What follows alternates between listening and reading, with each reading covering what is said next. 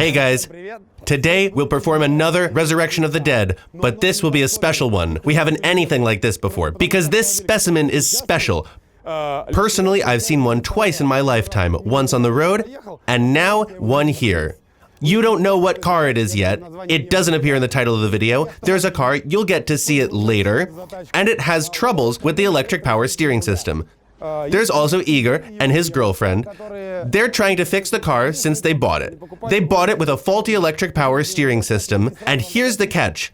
People were buying this car and thought that the malfunction was minor. It's strange that the person who was selling the car knew that the malfunction was minor and didn't fix it already. That's why when you're buying a vehicle and you hear that the malfunction is minor, you just need to do something simple and minor, don't believe them, because in most cases, they would fix it and try to sell the car for more money. The discount was great. They bought the car for a price that is 25% lower than the market price, but with that, they received a headache that someone's already had. Specifically, they've already replaced the electric power steering, and even after that, it doesn't want to work sometimes, and recently it died completely. And now, Igor's girlfriend, Elya, right? Elya is getting an upper body workout by steering this hell of a steering wheel. Even though the car is small, the steering wheel is pretty heavy. I've already checked that out. So, let me introduce to you a very rare specimen made in Italy, a Fiat 500. Let's resurrect it.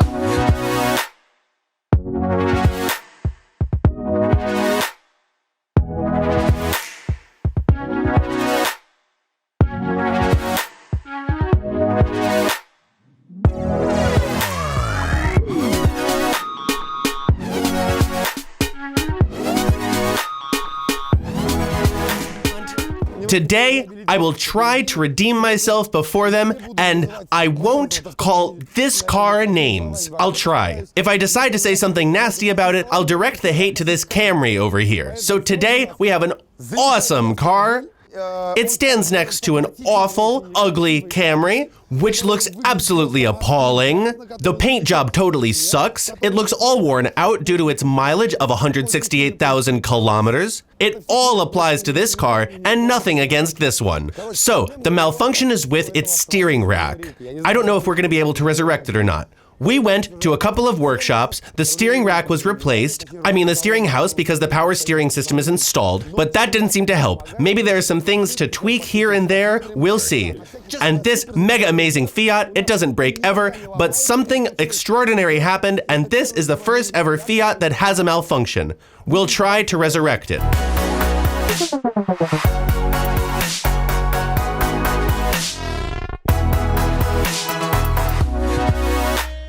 By the way, the key is very pretty, very glamorous, and the owner, it's a girl by the way, she must have spent a lot of time browsing AliExpress to find this thing instead of getting the steering rack fixed. Sure, it's better to order useless stuff for keys online.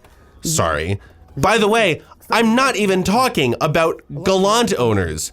Opel owners don't get mad when I say that Opel is crap. They'll get mad for a little bit, and that's it. But Galant owners created a whole thread like, our Galant is amazing, our Galant is 100 times better than your Camry. They know better. Why are there buttons missing? Where are the stereo buttons? Oh, they were covers to cover up screws. Got it. I'm warning you, I've had zero experience with a Fiat 500. I've never touched one in my life. The only thing I know is that it starred as Luigi in the movie Cars. Why is there a giant hole in the seat? It is for seat control. Got it. No more questions. Oh man, what a cool car.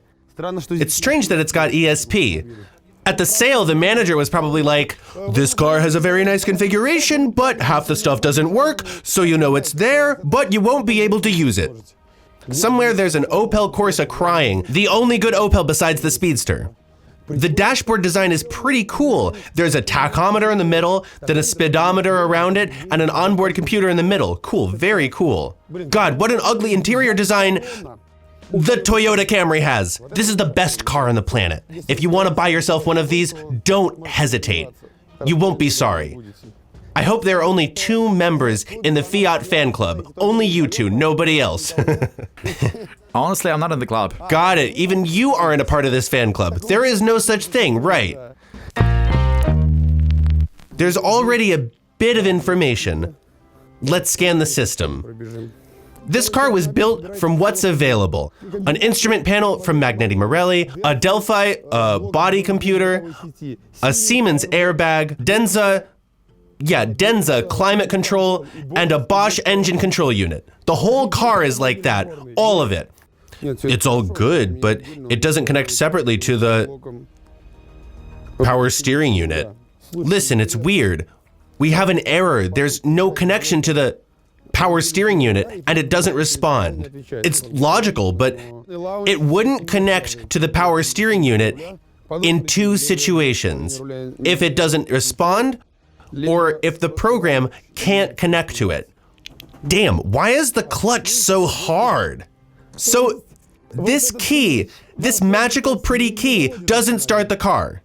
The manual says that if you want this key to start the car, you need to disassemble this one, get the chip out, and place it in this key, and then the key will start the car. And that's when you buy it fresh. So you have the key, but you can't start the car with it. What's it called? Cognitive dissonance? I wasn't expecting this from the Italians. So straight from the assembly line, all Fiat owners drive with two keys. Oh, look, it started. Oh, such a great car! Oh, yeah, this steering wheel is not that good. Yeah, you can get real buff from steering it. Oh, the bay's free now.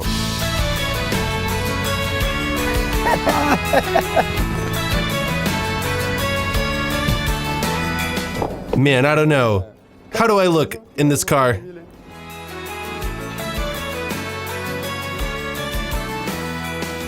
You know, it's warm inside, so we can take off our coats, but many people believe that I successfully resurrect cars only thanks to this ripped sleeve. And if I take off my coat, it'll be clear that it was all thanks to it.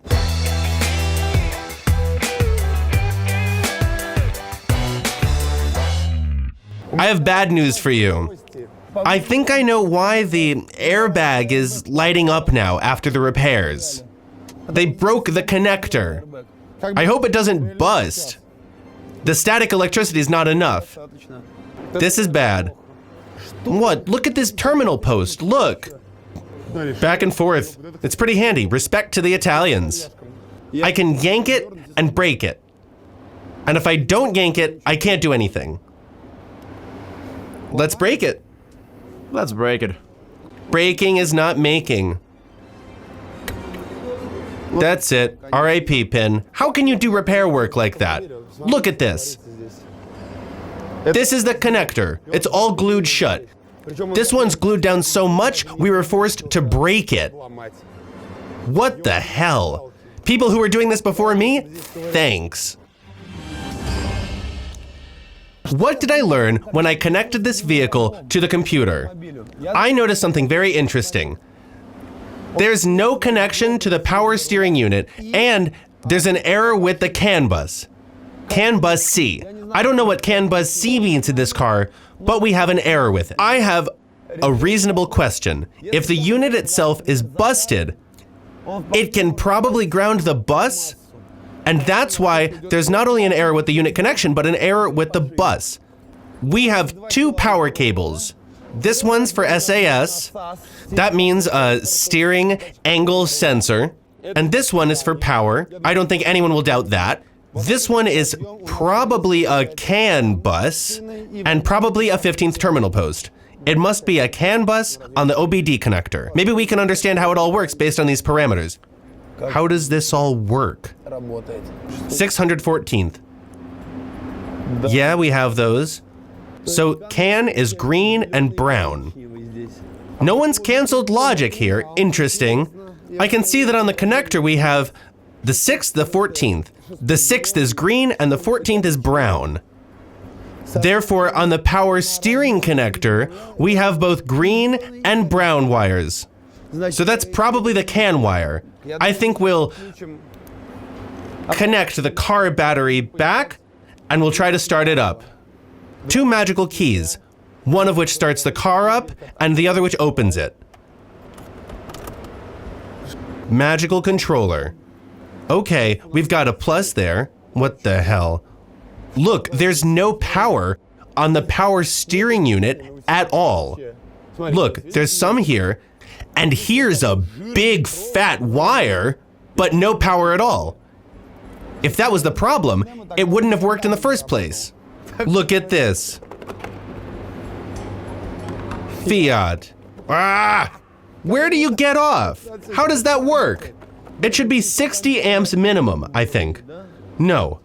It's probably the vehicle network, and it's off. There's 70 amps. Oh my God, look at how burned out this is. They added more and it's worn out again. Look at how the cars are being repaired at the official Fiat dealership. So this fuse for 70 amps got burned out. They just added a wire. Look, these professionals know their copper wire well. They can set a precise amperage value. Who repairs cars like that? I get it if you're doing this for a test, but... So this is probably the 70 amp one. The one that we need. Look and see if the light will turn on or not. No? Maybe it goes here. Yeah?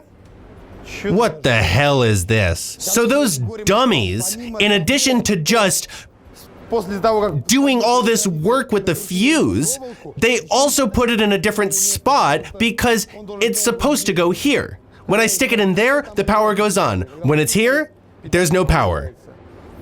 Now we can connect the power steering and we'll see if it responds or not. We haven't done anything for now. We just have to return things to their places. Somewhere far, far away, a guy has started crying who is repairing this Fiat. This isn't a car. This is a DIY.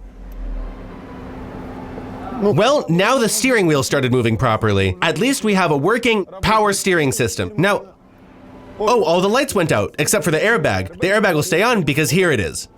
I have a theory already. We have a fuse for 70 amps that goes onto the power steering. Maybe it burned out at some point, probably. And instead of that, instead of buying a new one that costs a whole 100 rubles, they just added some copper wiring. But because this wire has a crappy connection here and here, when we use power steering and rotate the wheel, the wire keeps on heating up because the contact is bad, and at some point the wire loses contact. And at this moment, the power steering displays an error. If this fuse burned out and they added this wire after they installed a second one, so it doesn't work even with a normal fuse. And now it works. Oh, not anymore. Oh, by the way, ho, look, there's no power now, right? There is? Did you see it turn off? Right over there? See it blinking? That's what I'm talking about, the contact trouble. See, the wheel behaves normally and then... So there's no contact and the power steering turns off. Look, it's all logical and your whole theory would work if we didn't have this whole wacky mess here. The contact is really bad here, look. The heat and the expansion don't matter when you have a contact like this. Even the smallest vibration can cause an error, you know? At any given point, the contact is lost, the power steering goes into error, as it just happened now. Did you see? I was steering just fine and then boom, it got stuck. You move it around some more and it works again. So they went out and bought a fuse, but we have a problem. There were no 70 amp fuses, so they got one for 60 amps. It's not critical, really. We can install it too, but usually the fuse needs to have a little extra amperage. When a manufacturer specifies 70 amps, the number is usually higher than it needs to be. 60 amps will work, but at some point, under a big load, for example, when it's extra hard to turn the wheels during summer on hot asphalt, the fuse might blow. Because of that, we're gonna do this. We're gonna put in the 60 amp fuse, assemble the car, and let the guys take the car for a ride to search for a 70 amp fuse. You'll have a task. Before that, you had like 20 to 40 minutes before an error popped up, right? Now you'll need to go for a ride for a longer period of time. On the one hand, it would be sad if the error didn't pop up again, because that would be too easy. The Galant had the same issue. You guys don't know a lot of stuff. Andre, for example, was dealing with the problem for a long time and he couldn't make it work. Besides that, he was going to specialized workshops, to club services, and no one could help him with his malfunction. I'm not bragging, I'm not praising myself, not saying, wow, that was so easy to fix that car. When you're watching a video, it all seems too easy, but you need to work for it. There are always things you can mess up or something. So they even took off the cylinder heads from Andrei's car because they thought that they saw exhaust fumes in the antifreeze liquid. They thought, oh, this is it. That's maybe why this car is burning so much gas. He invested almost 70,000 rubles in this Galant to solve that problem, but he couldn't solve it. We got there and did it rather quickly, it would seem. Actually, it wasn't that easy, and here we have something similar. These guys are trying to fix this for a long time. They bought the car with it. They invested about 20,000 rubles to fix it. And it's like, what a small thing. But maybe the previous power steering was faulty too. Maybe because of it, the fuse was damaged. And maybe when they were replacing the power steering, they decided not to repair the fuse, and maybe they just replaced the power steering. That could be it. Maybe the power steering is working fine. We'll install this new fuse and it'll work just fine. It'll be kind of disappointing because it was too easy, and our viewers won't get as much satisfaction from watching this video as if they were expecting me to disassemble half the car, take out a soldering tool, and start soldering the power steering unit. Sympathize with us. Listen, if you can erase the 60 amp mark and write down 70 amps, you could trick somebody with it. There's a trick, this life hack, if you will. Besides the amperage written on top of them that they're designed for, the fuses are also color-coded. So the 70 amp fuse will always be brown. It cannot be another color. The dark blue is 60 amp, light blue is 15 amp, yellow is 20 amp, orange is 40 amp, so red is 10 amp. These are standard, green is 30 amp. These are standard colors. That's why even if we swap the numbers for 70 amp here, a good electrician won't be fooled by it. One more thing, as we saw previously when we took off the airbag, the connector was glued down. I broke it when I was disassembling it. You couldn't do it any other way. Besides, that one pin was actually glued shut. What are we gonna do with it? I don't know, because you'll have to search for the connector in disassembly. It's unlikely someone's gonna sell it to you separately. I looked for it. I've never seen such connectors in that shape. That means that the replacement will be very difficult to find. I can film a tutorial on how to install a fake airbag. It's a knee airbag. It's not the most important thing, but without it, the security system is not active in the car. That's why you'll need to drive safely, because in case of a car crash, the airbags won't work. Now, I'll have to send you on your drive like that. I don't know what to do, how to solve that problem. I don't know, the pin is broken. The connector is savagely glued inside the airbag. You'll have to scoop it out of there while trying not to damage the airbag, and at the same time trying not to activate the bag with static electricity. People came and asked me to fix their car, and I broke it. But the airbag light was on, and it was probably because of that glued connector. Oh, Delphi powers steering. Now we know it's Delphi. Now we have two systems here, Delphi body and Delphi power steering. It finally showed up. It's equipped, now we can connect to it. Okay, now we assemble it and let the guys go for a drive. You'll see how they drive and if the error will show up or not.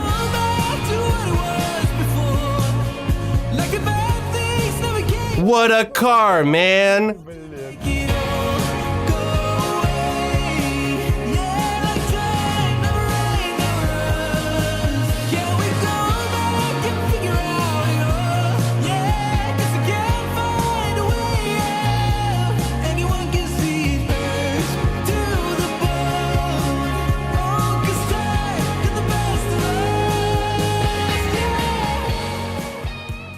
So a few hours later, 1.5 or 2 hours, they went for a ride, as they say. You'll probably see it in the highlights, I haven't seen it. I just saw the car leave and return here. They bought 2 fuses. I don't know why you need a spare. Did they want to play it safe? It's not a thing that breaks often. You have a lot of different ones. Why don't you buy a spare one for each fuse? They bought the right one for 70 amps. We'll swap the 60 for a 70. The 60 I'll give you as a souvenir. You'll have 2 fuses for 70 and 60. Together that's 130. They don't work that way, but that's fine. So, what's the point? Before recording the ending of the video, we were talking with Igor, and he said that he was asking the service workers at the dealership, guys, what if it's the fuse? So, see how close he was to solving this problem? But the workers said, no, we checked everything, it's all good in there, just give us the money and everything will be fine. The moral is, a complex problem doesn't always have a complex solution. By the way, on our Resurrection of the Dead, oftentimes that's the case. Okay, I'm gonna swap the fuses, and while I'm doing it, I would like to recap this particular event. As I've said, a complex problem doesn't always have a complex solution. As you can see, you can solve a complex problem by swapping one fuse for another. Some of you will probably start to get mad, especially the professionals, the specialists. You'll start to get mad. Why the hell would you film a whole video where you just swap a fuse? But the video's not about that. The video's about the fact that people are dealing with this problem. They were suffering trying to fix it. How much time Elya was driving around with no power steering, getting an upper body workout. Igor was going everywhere to try and find a solution. And maybe even the old power steering was fine. The problem could be in the fuse alone and no one could find the source of the problem. If this video was useful to you, I think you know what to do. If this wasn't useful to you and you're thinking, why is this dweeb making a video on how to swap a fuse? Then you can post that down in the comments. I'll read them all and you'll be happy. I think that's it. What more is there to say? Fiat lives! The Toyota Camry's still repulsive, while the Fiat's amazing. That's it, right? Bye, everyone.